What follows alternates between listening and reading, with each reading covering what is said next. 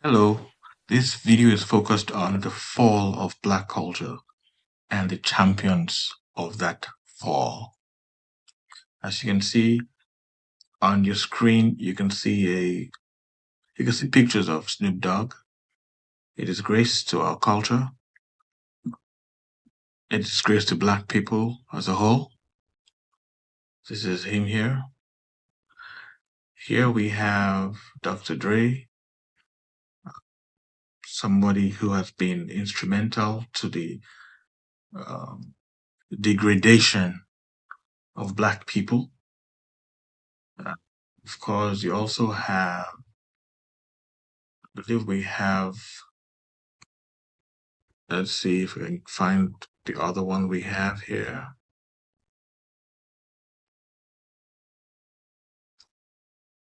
Tupac Shakur. I like his Dear Mama song, but it does not mean he was not instrumental to the destruction and the decline of the black community. These people are unfortunately the celebrated decayers. There's no word like that, but I mean, they're celebrated catalysts of decay who treat decay of black culture. They catalyze the disrespect for black people. It is an utter shame that they should even be anywhere around what we call iconic black people. An utter shame. Shame, shame, shame it is. When I was growing up, I remember rap music wasn't the glorification of immorality and crime and foolishness that, to my surprise, it seems to be becoming around the mid 90s. We used to listen to MC Hammer. MC Hammer used to play on the radio stations back in West Africa. Too legit to quick, too legit, you know. Have you seen her? You've got to pray just to make it a day. Anyway, and then slowly things started changing, and then all this crap, these guys, it now some of them are dead now, I think. At least I know one of the people who was popular then. AIDS. I forgot his name. You might remember. Anyway, to my shock, I had a brother who wasn't. I have a brother who's still with us and with me. My brother went to boarding school. I didn't go to boarding school, and one holiday he came back with all his music. I kind of leaned into it, but I said, "Hey, it's just rubbish." And so I just didn't lean into it anymore. Just knew it was just rubbish. But the devastation really is what it surprises me that black people could not notice when it was going on, simply because it gave them notoriety, fame, validation of the media, and money. This is what it gave the elevated performers. But what did it give society? What it did is that it made black kids want to become like them. These people who had embraced the putrid or who at least promoted it.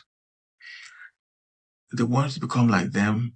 They didn't want to become the honorable things that they saw of black people prior.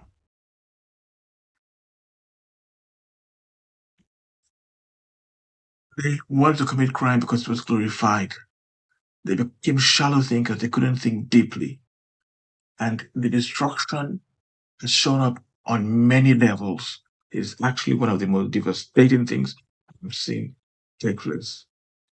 A statistic was thrown around years ago, which was that it was more likely for a black man to end up in jail than to end up in university, which is not surprising when you hear people produce music like "Out on Bail, Fish Out of Jail, California Dream It," or in one of Snoop Dogg's songs, he said, I think it was the video, the beginning to the song. You know, somebody asks, "What do you want to be when you grow up?" He says, "There's a kid. Maybe it's supposed to be him." Says, "When I grow up, I want to be a dog." What stupidity? What stupidity? For these young people moving around thinking it validates them to be a dog, commit crime, they commit crime, and then guess what happens? They go to jail. And when you go to jail, what happens to your employability? Uh-huh. What happens to your right to vote, to your ability to vote? And black people just kept on, yeah, our people, culture, which was never your culture. When did it start becoming black culture? And a kid is trying to get into the rap game, doing all sorts of garbage, trying to be a rapper, and the mother says, "Doing, I saw Usher. He wasn't a rapper, but he was a singer, and he was singing crap songs, adult content songs when he was still tiny, trying to make him break into the industry. And his mother was, supporting that, spewing crap out of his mouth. He looked better than the rappers. So that is a layer of destruction. So now, how did they make it worse? They made it worse. It's worse than what I've just said. They actually glorified going to jail. So, in other words, when you should be sad about the consequences of a lifestyle, they taught the young people that it is another badge of honor, it's another level of honor. And for the people, the community that bought this, how stupid can that community be to see that happen? That the young people glorify crime, now want to be like criminals, and then when the consequences that should clearly open their eyes to make them see that it doesn't pay, when these consequences occur, they're taught subliminally and otherwise that it is another badge of honor. So what do you think happens? Some years down the line, you have beautiful black women, and you find out that they don't have a good supply of worthy black men to get married to. Do you know how long it takes to grow a 25-year-old, responsible, admirable man who has his stuff together? It's like growing a tree. It's like growing a tree. If the men are not there, who will marry the women? The kind of men that are there, producing the kind of children that they that they produce. So the destruction became complete. I noticed it had become complete when Oprah Winfrey criticized Lil. She criticized Lil Wayne, I think, when he won an award for his stupid song, which I'm sure you all know. And then the black community came after her. The black community said, "Why are you attacking our culture?" That is when I knew that the destruction, it was complete. Is that your culture? Let's go back to this picture. Is this your culture, black people? Is this what you wear as an honor, as a gown of honor? If you're not respected, no wonder you're not respected. This is an icon. This is your leader. Let me go on to the other level of destruction that these people have caused. Of course, not alone, of course, with the help of other people. When people were growing up, we looked at people like Bill Cosby.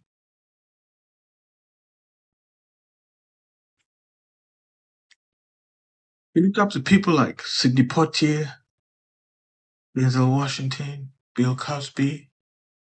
These people had respectable personas that a young man can say, I want to be like this. It's okay, it's fine. John Amos,